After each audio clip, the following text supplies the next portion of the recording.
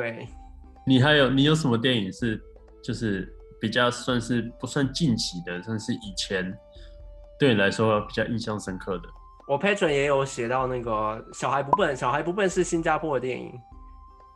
嗯，对，那部片蛮经典，就是在讲那个教育，其实几乎是亚洲的几乎所有国家的弊病，有生活化的呈现，对不对？嗯，他不那部片不止在讲新加坡的一个教育的一些弊病，比较不好的地方，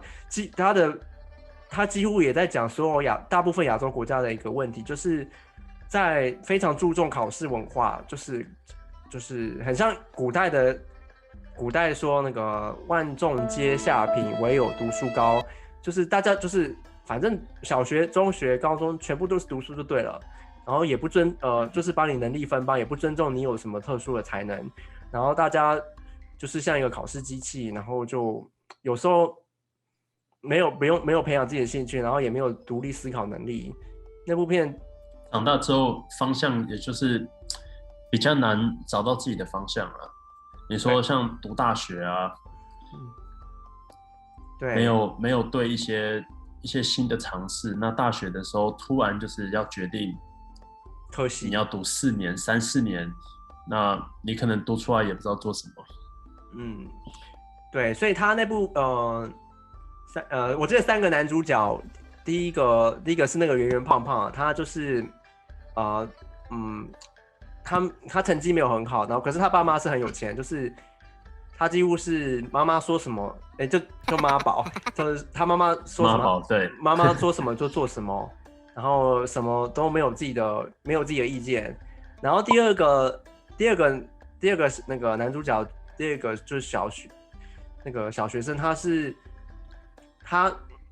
他不会读书，可是他对画画方面是非常有才能，可是当时的那已经17、18年前了嘛，那个时空环境下，他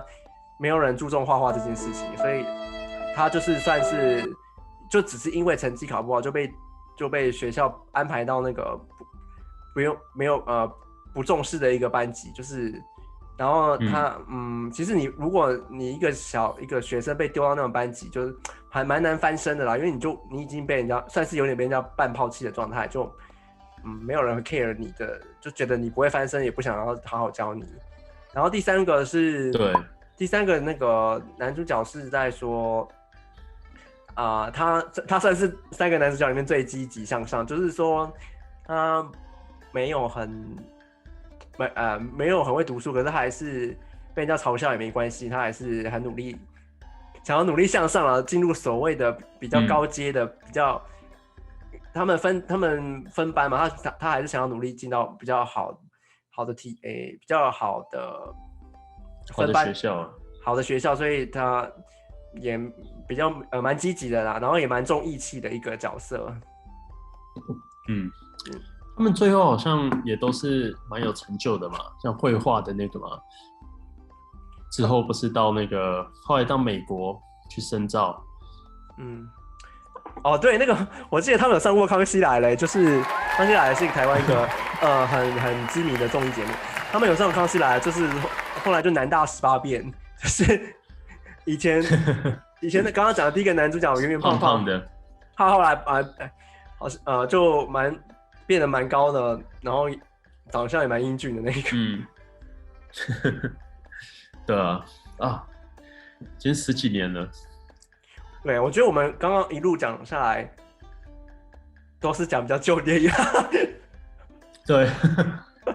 新的电影最近你可能知道比较多。新的电影有出一些像华语的吗？就是比较印象深刻的。台湾的话就是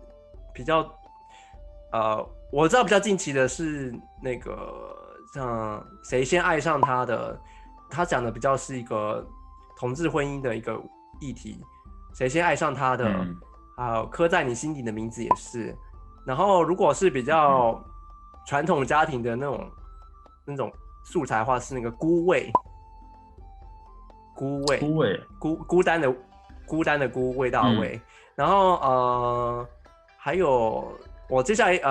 之后可能在 Patreon 也会讲那个